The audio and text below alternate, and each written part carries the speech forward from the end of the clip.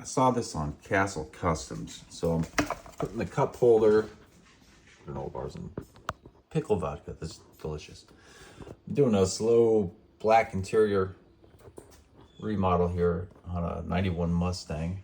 Putting the cup holder in. This looks kind of raggedy, but it is 2-part epoxied in. I just put the tape on. It's kind of a safety measure.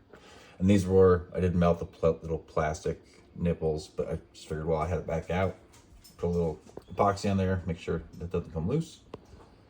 So I'm gonna have a wireless charging now, as well as cup holders.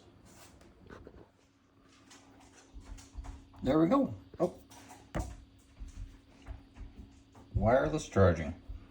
Again, and I am a dummy. So I put that wire obviously on the wrong side. It's gonna be fine. It's gonna end up tucked in about right. Actually, it's probably gonna end up about right here. But yeah, I had it come off this way. There wouldn't be a bend in it. Possible cause of failure. But I imagine it'll be fine.